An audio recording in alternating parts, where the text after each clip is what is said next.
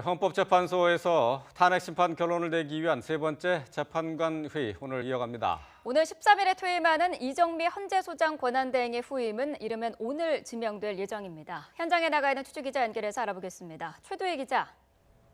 네, 헌법재판소에 나와 있습니다. 네, 재판관 회의 시작됐습니까?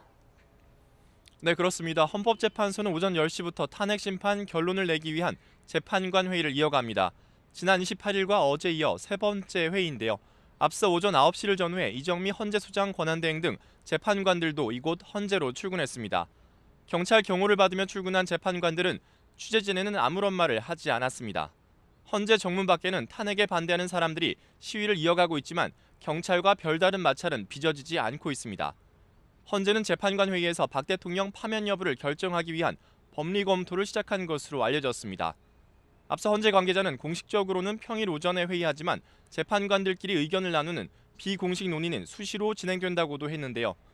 이 권한대행의 퇴임일 등을 고려하면 재판관 회의는 앞으로 많아야 5차례 정도 더 열릴 것으로 보입니다.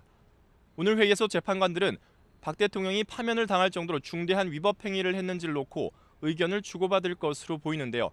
주심 재판관인 강일원 재판관이 사건 쟁점에 대해 검토 내용을 요약 발표하면 나머지 재판관들이 각자 의견을 내는 방식으로 진행됩니다.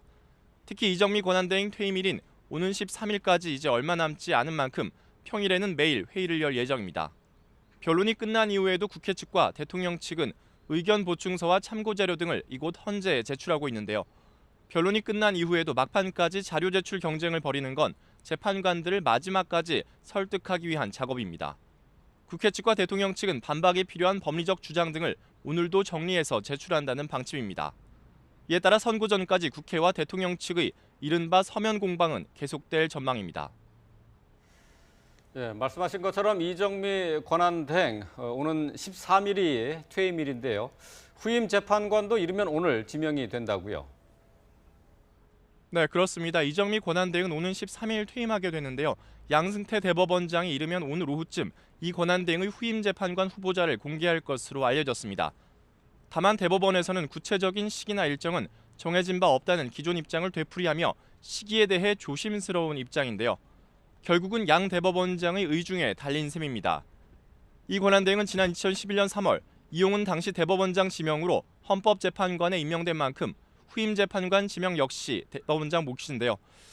이 권한대행의 후임은 국회 인사청문회와 대통령 권한대행의 임명 절차를 거쳐야 하기에 임명까지는 적어도 한 달 이상 시간이 걸릴 전망입니다.